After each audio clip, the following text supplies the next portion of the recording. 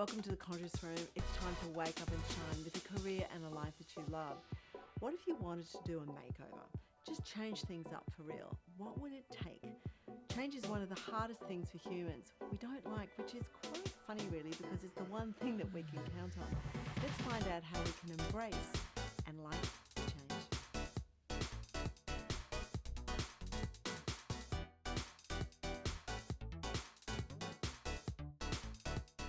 We have the beautiful Mina Zhang here today, who is a feng shui expert.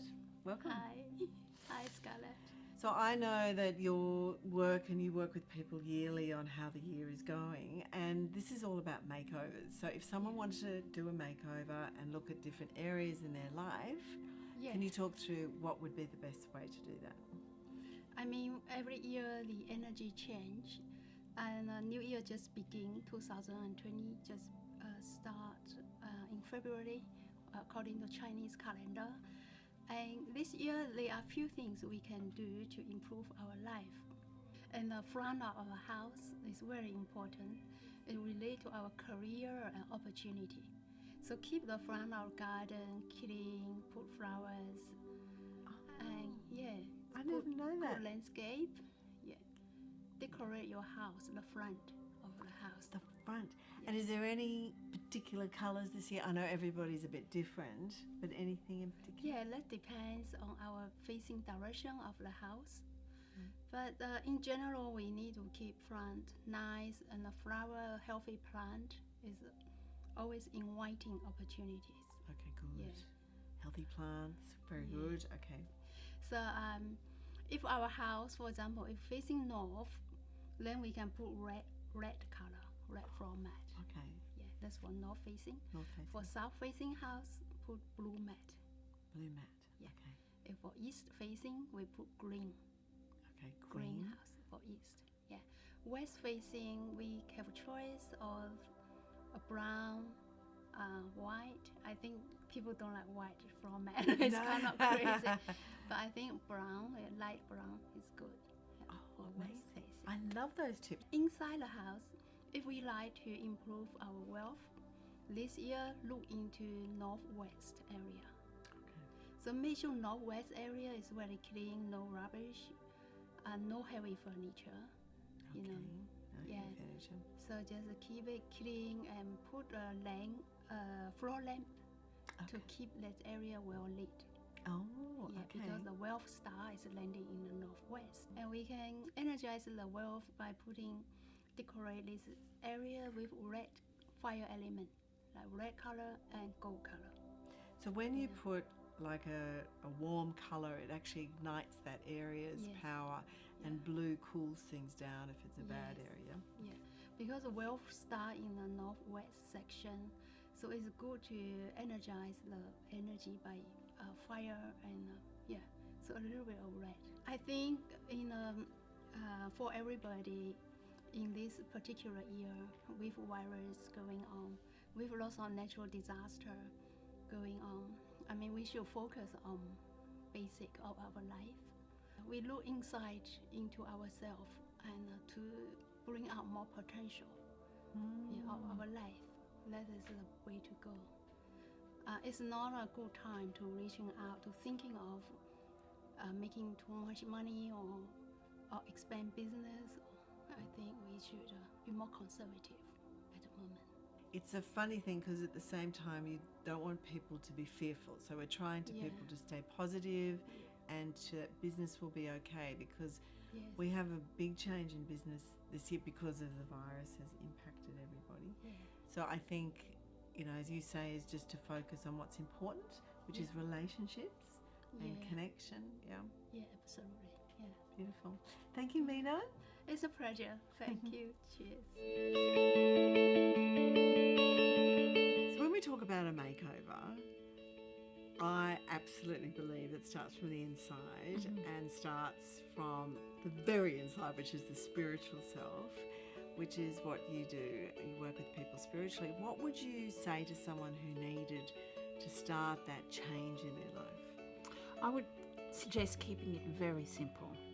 Okay, and a simple thing is maybe taking care of the physical I find when I do go into that space of having to maybe eat cleanly, that impacts your energy, where you have more clarity, which gives you more energy, and also assist you in how you're viewing and seeing the world, which, when we bring it back to making the big changes in your life, it gives you energy, it gives you, I know it sounds strange, but it gives you courage to make the changes. So keeping it really simple is to have a look where you are not healthy in your life, not healthy with your body, not healthy with your emotions, and then applying different techniques to assist you. So very basic, taking care of your basic needs. What is something someone can do when they can't even start that? Because I know often it's actually the starting, and there is the physical thing, because I know sometimes when I just start walking, then it helps me eat better, helps on all fronts. If they can't get the physical going, what could they do on a spiritual level, or something that's more mentally focused, to kind of create that shift? A really simple technique, and this is really simple, you can do this daily. Relax your whole body and just visualize like rain, a rain of light, okay, coming through and washing you. Because what that actually does energetically is cleanses your energy field, cleanses any imprints or projections from others or your own disempowering opinions about yourself. That's a very simple technique. I love that. Also focusing on your breathing. That's really important, because a lot of us hold our breaths. A lot of us are very irregular. We hold on to things. So going to holding on to things, just letting the small stuff go is a really, really powerful thing to do. So if you're doing all those things on a daily, amazing. Yeah. No, they're amazing. Yeah, 'cause that can change. That can change everything. And I know consistency. Yes. Like I could feel that as you were just talking about that, the rain and then the breathing, and gorgeous. Love it. Thank you. Thank you, Scarlett. So when we talk about a life makeover, the perfect person to actually talk to would be someone who is a spiritual life coach, because that's where it really starts. Welcome, Mary Jo. Thank you. Thank you for having me, Scarlett. Mary Jo is a spiritual life coach, and you must speak with people all the time around finding a life makeover. Do you want to tell me a little bit about that? When we talk about life makeovers, what we're really talking about is transforming your life. And when most people are considering that, they're in some kind of a life transition, a major life transition, or they're just feeling really stuck in their life and not fulfilled and happy. And so when people are looking for a life makeover, they're really wanting to do something different. And that is actually really important, because doing a life makeover is not easy. And it's not easy for a couple of reasons. One is because change is hard. Lasting change is rare. People don't like being uncomfortable. Yes. And they also need to believe that it's possible for them. So what do you think is the biggest block around wanting change? In order for lasting change or transformational life change to happen, you need to actually change your brain. You need to change your thoughts, you need to change your emotions, you need to change your behaviors. So it's quite a technical thing, yeah?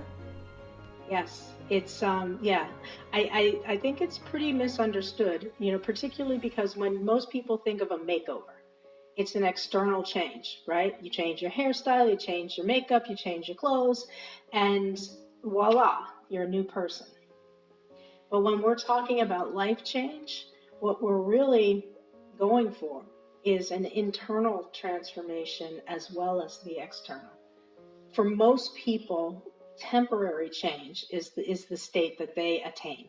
And what that means is that they'll, get some information, get some insights, have a breakthrough, and they will be motivated and rush out and change. But then what will happen is they'll go back to the way they were before. For lasting change to happen, the same thing will happen, but then instead of dropping back down, they will institute new habits and new rituals, new practices that they will then continue to do over and over and over and over. Shows to me again why you have to do the foundation work on yourself, because it just ricochets through all different aspects moving forward. And some people don't want to do it because they kind of go, I'm okay, but you really need to kind of take that step back and go, okay, well, where am I coming from? And so with human design, what it can do is give you a reference point that's inside of you. Well, I like that reference point. That's very good. Yes. Once you start really learning how to work with your design, because it takes practice. Again, it's like rewiring how you are in the world. And in the world of human design, we call that, we call how you're used to being and how you're raised and brought up conditioning. And to sort of decondition yourself and start to live your design takes practice. No quick fix. There's no easy way out. Thank you. That's amazing, Mary Jo. We'll see you next week. Bye-bye.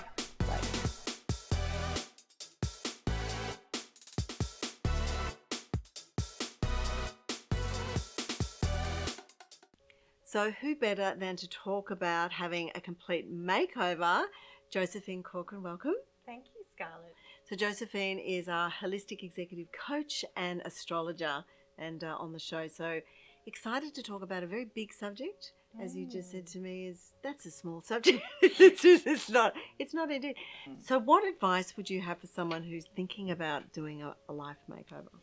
What's really interesting about the concept of a makeover is that it's about what triggers the need for a makeover. And in some cases that will be because some external circumstances have happened that have triggered a need or a desire to make the change. And then in other cases, it can be some kind of innate intrinsic urge to create a shift for oneself in a new direction. And that can be a recognition that the way that they've been is no longer serving them, that they want to move towards something that feels more authentic with who they are and what they're becoming and where they want to go.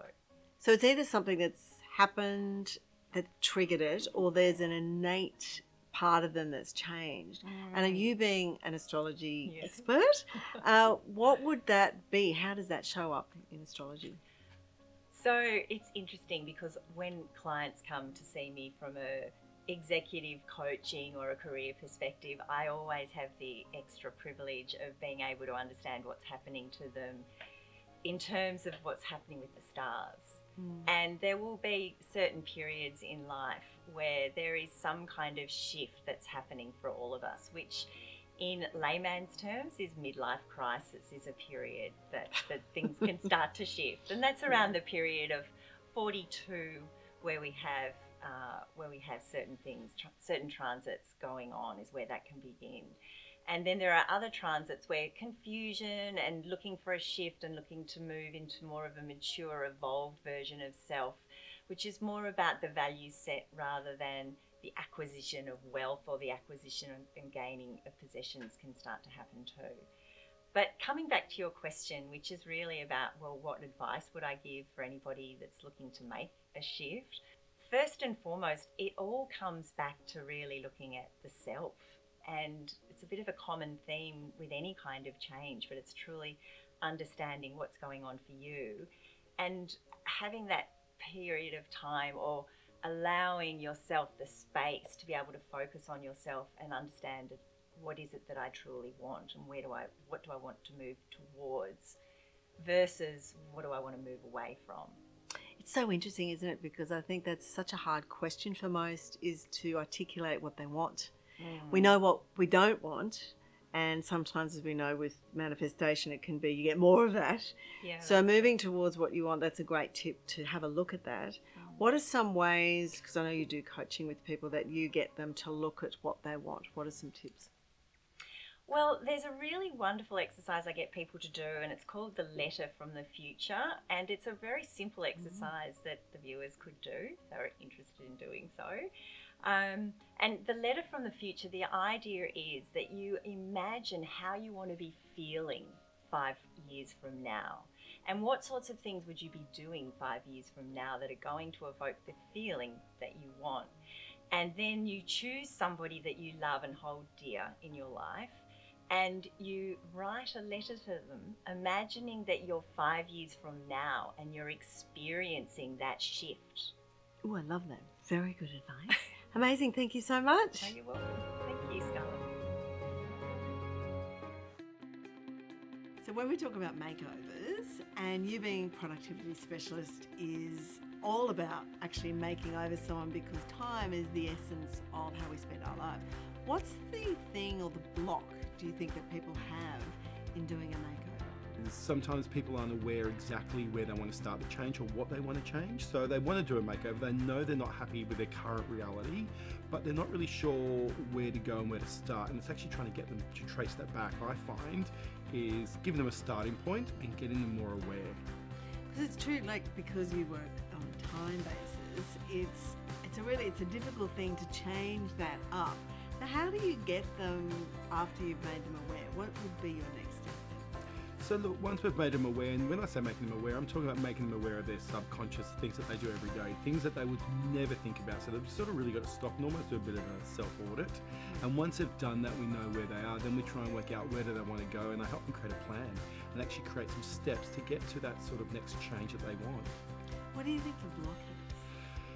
The block, it's the fear of the unknown. I think that's the natural block, isn't it, Scarlett? It's always like you don't know what's going to be around the corner. Like I say to you now, I'm not happy with my current reality, but I don't know what it's going to look like when I take the plunge. So it's that fear. When you go in to speak to them about change, and with the global issue that's going on at the moment, there's a lot of fear around. What way would you approach it, or what advice would you give? Well, for us right now, when you go in and there's this fear around being in contact with people, this whole concept of, is there going to be isolation? So I suppose what I'm going in with now is this whole concept of setting people up to be able to work from home. Let's say you were isolated. Let's say you can't travel to a certain country to do a certain thing. So how can you set up your technology, your workflow, your whole productivity, so you can do what you want to do from anywhere? And that's the awesome thing about the technology we have. You can work from anywhere, Scarlett. You don't have to go to an office. And then it really invites that possibility of doing a makeover from anywhere, because you are in control and you are responsible. I mean, do people get that? I think they do. I mean, people are doing it now already. Hours and workplaces now. People do work from home. People work from a variety of places, but now it's becoming even more prevalent, and people want to know how to utilize their tools more so they can actually have that freedom and that luxury. Sometimes it's just having that faith and that trust, and it's not the environment. You don't know, there's that fear. Just go with the flow, let it happen, and embrace it is one of the things I always say, because the more you resist, the more you hold back, the more you're creating, you're actually changing the energy vibe of what's happening with you at that time. So it's really just go with your gut trust and say, I trust that this is the right thing, and really just embrace it and just see what the outcome's going to be. I love that advice. It is so good, because we need to hear that. We need to trust that everything is going to be okay. So I'm so glad you said that. Thank you, Marianne. You're very welcome, Scarlett. Tell me, when we're talking about makeovers, you know that because you have people who come in and they want a change, they want a makeover. When you're assessing what to do first, of course you're an eyebrow specialist, so eyebrows are probably very key. Is that the order you go in? Sometimes you can just kind of look and see where you could enhance a little bit more. And yes, eyebrows are the first thing I do look at. So I feel like when we're doing a makeover, we should be enhancing one's appearance and trying to put one's look a little bit more refreshed, and with skin as well. I mean, if your skin's looking a little bit dry, it can also be dull as well. And it's little things like that that can actually make you looking more tired than what you actually are. And I feel just doing like a little treatment, enzyme therapy, will help brighten up your complexion and help even take away the fine lines that dehydration can cause as well. And it's instant, it happens straight away after the treatment. So the treatment is a 2.5 hour treatment, but you'll get results straight after it. Oh, I'm definitely having a Yeah, okay, great. Okay, amazing. Thank you so much. Thank you.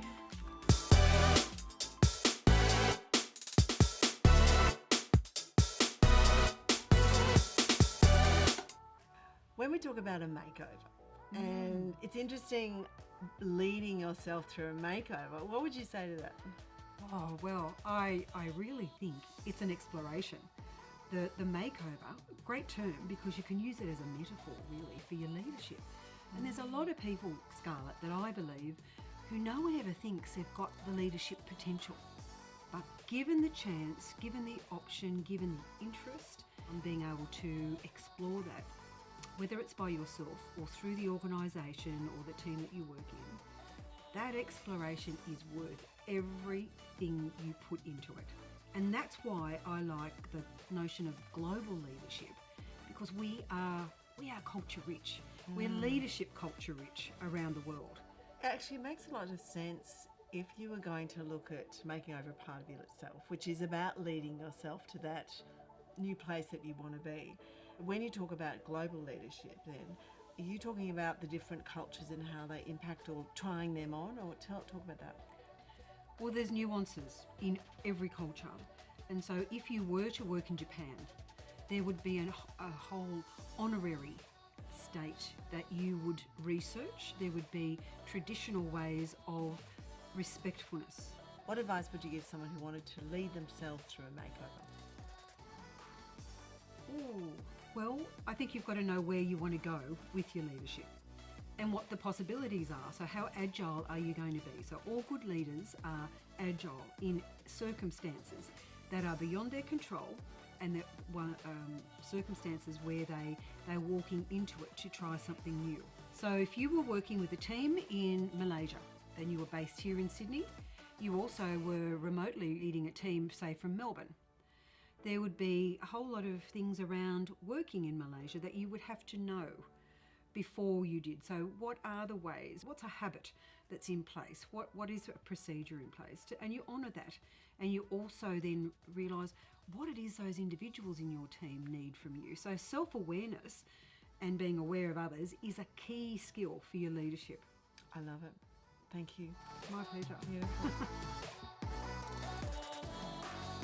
When we talk about a life makeover, a big part of it is our finances and our business life. And Julie Elliott, welcome. Always a pleasure, Scarlett. And Julie is a business growth strategist. She was the second female to run a bank in Australia. So amazing. And you must have people who come to you and want a big change in their life. You know, like you're looking, your job is always probably to help people get to that kind of next success level. Just in your experience, what do you think is the block for people when they want that, or how can they actually get that big change? What did you see? I actually find that when you're chasing it, it doesn't happen. That you've actually got to have all of the areas of your life in flow, and then that financial side will step in place. I mean, it doesn't mean that you're not looking after your finances and striving, but if that's your sole goal, you're not going to get there.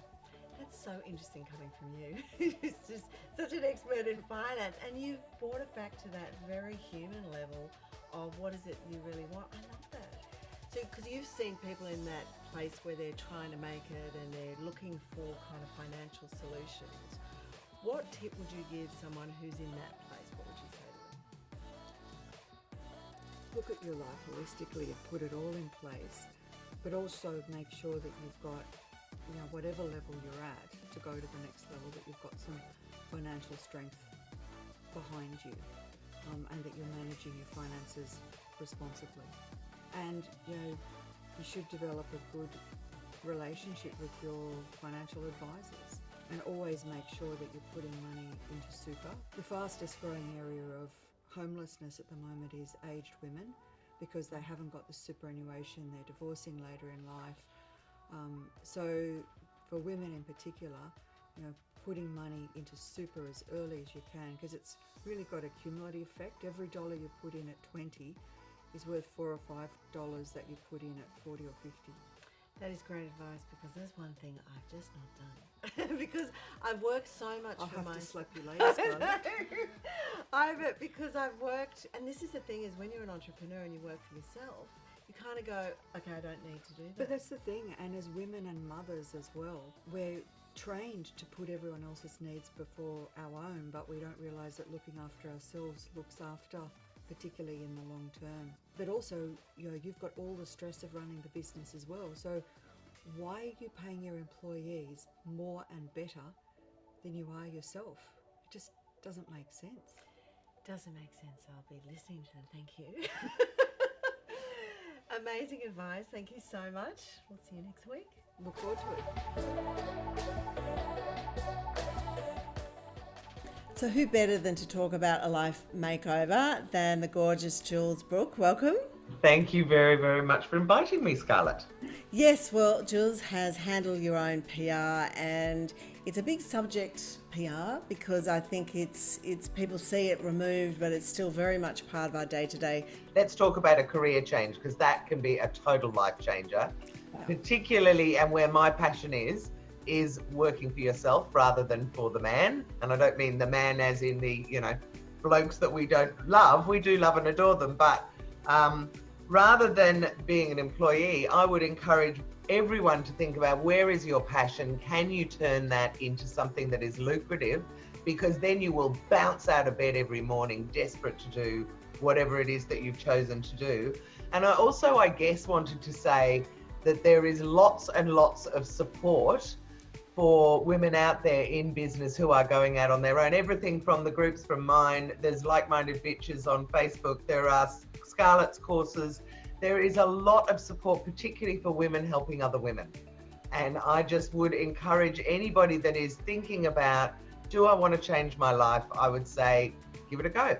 But to do it, you need to work out, what do you really love to do and how can you commercialize that?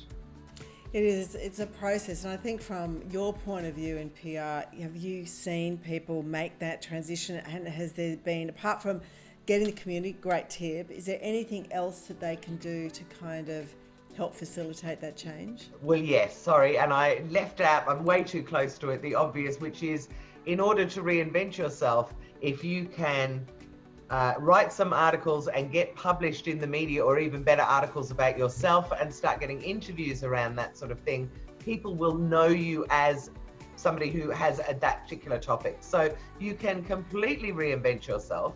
If you haven't done publicity before and you're about to do it now, no one will know the person that you were before.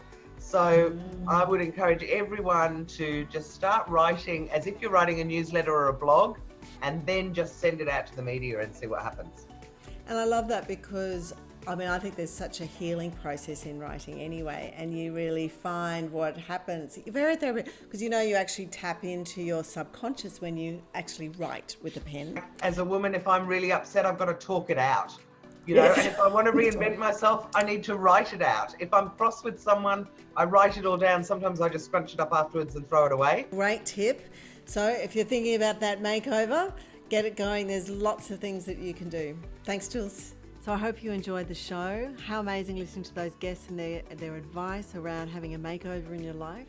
And it can happen from many different angles, it appears. But I think the first thing that comes through is there's a part of you that just feels like it needs change. And what do you need to do to kind of listen to that change, and what is it that you really need and want? So I think taking that step back and auditing yourself and your feelings and getting in touch with that aspect is the first step. And then there's lots of different parts that come with it too.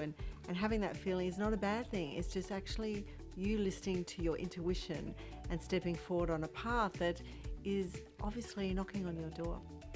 So I'm Scarlett Vespa, wishing you a fantastic week and lots of love and light.